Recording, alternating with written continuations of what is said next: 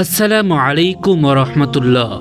প্রিয় দর্শক, আজকের এই ভিডিওতে আপনাদের জানানো হবে যে ইবলিস শয়তানের সিংহাসন কোথায়, সে কোথায় থাকে, ইবলিস শয়তান কোন কাজে সবচেয়ে বেশি খুশি হয়। ভিডিওটি শেষ পর্যন্ত দেখুন।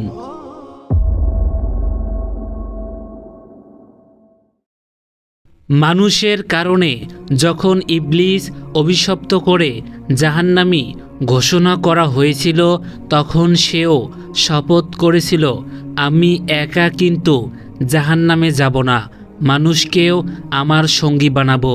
আর সেই শপথ পূরণের জন্য শয়তান ইবলিস তার বাহিনী নিয়ে সদা সর্বদা চেষ্টা চালিয়ে যাচ্ছে।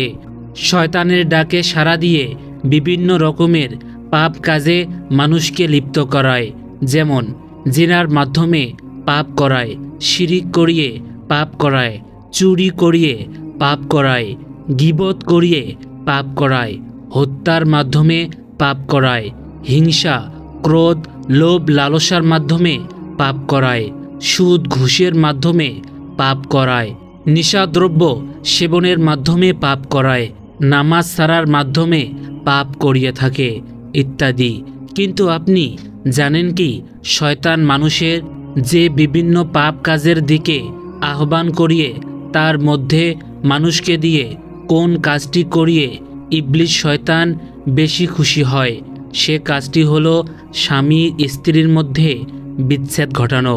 এই কাজটি করতে পারলে শয়তান ইবলিস যত খুশি হয়, অন্য কোনো পাপে সামিল করিয়ে শয়তান ইবলিস এত পরিমাণ খুশি হয় না।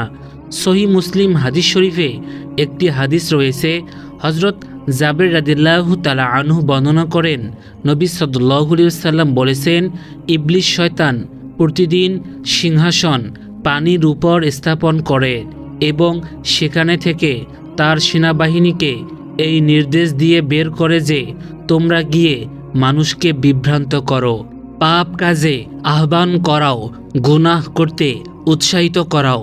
অতঃপর তার বাহিনীরা যখন দায়িত্ব পালনের পর আবার সিংহাসনে ফিরে আসে, তখন ইবলিস তাদের কাছ থেকে জানতে চায়, তাদের কাছ থেকে রিপোর্ট নিতে চায়, কে কি গুনাহের কাজ করাতে পেরেছো মানুষকে দিয়ে, মানুষকে কিভাবে বিভ্রান্ত করতে পেরেছো, কতবার মানুষকে বিভ্রান্ত করতে পেরেছো, কতজন মানুষকে বিভ্রান্ত করতে পেরেছো। এভাবে তার উপস্থিত বাহিনীর কাছে প্রতিদিন জানতে চায়। যখন একজন শয়তান বলে, আমি একজনকে দিয়ে জিনা করিয়েছি, তখন ইবলিস বলে, তুমি কাজের কাজ কিছুই করতে পারোনি, জিনা করেছে, পাপ করেছে।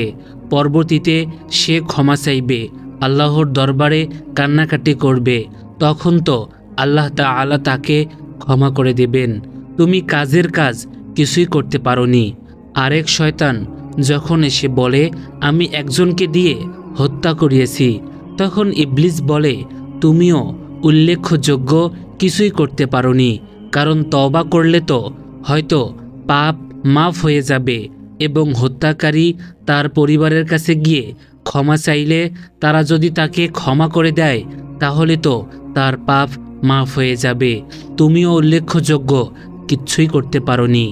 আরেকজন শয়তান যখন বলে, আমি একজনকে দিয়ে চুরি করিয়েছি, তখন ইবলিস বলে, তুমিও উল্লেখযোগ্য কিছুই করতে পারোনি।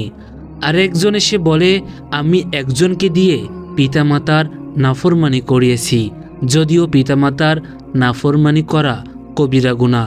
তবুও ইবলিস শয়তান বলে, তুমিও উল্লেখযোগ্য কিছুই করতে পারোনি।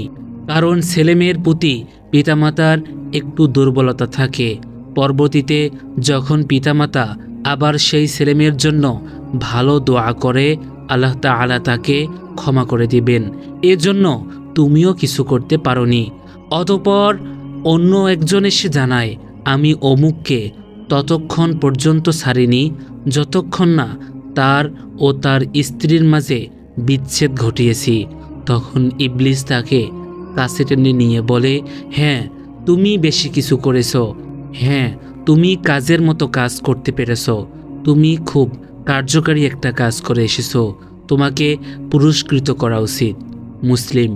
এই হাদিস থেকে বোঝা যাচ্ছে ইবলিস সবচেয়ে বেশি খুশি হয়, সবচেয়ে মজা পায় যখন স্বামী স্ত্রীর মধ্যে বিচ্ছেদ ঘটাতে পারে।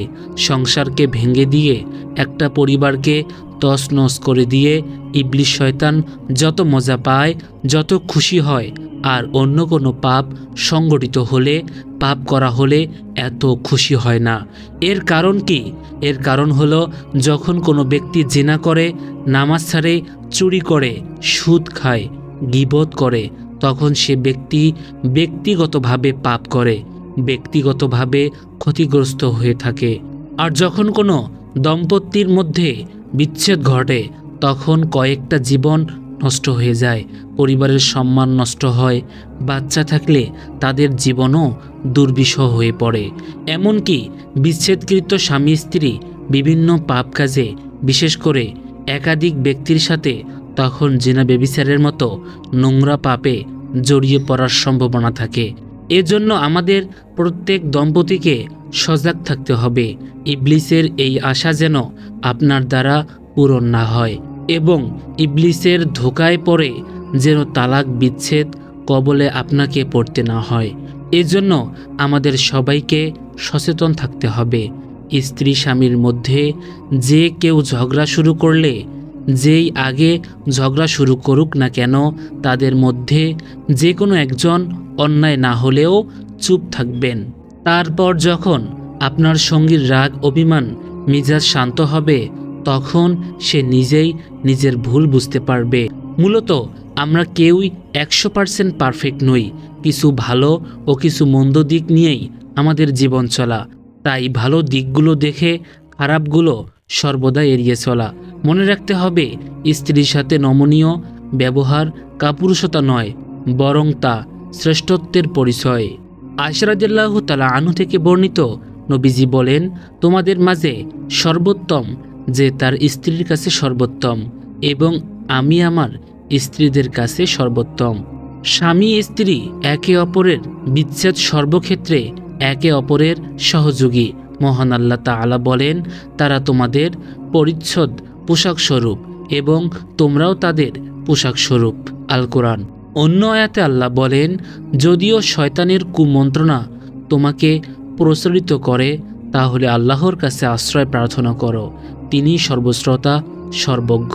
আল্লাহ আরও বলেন, হে মুমিনরা, তোমরা পরিপূর্ণভাবে ইসলামের অন্তর্ভুক্ত হয়ে যাও এবং শয়তানের অনুসরণ করো না, নিশ্চয়ই সে তোমাদের প্রকাশ্য শত্রু।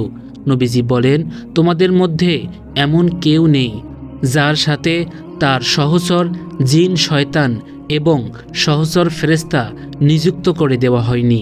সুতরাং তোমরা শয়তান থেকে সাবধান থেকো। তাই আমাদের সবসময় শয়তানের ওয়াসওয়াসা থেকে নিজেদের হেফাজত করতে হবে। সবসময় আল্লাহর হুকুমগুলো মেনে চলতে হবে। কোনোভাবেই ইবলিস শয়তানকে খুশি করতে দেওয়া যাবে না।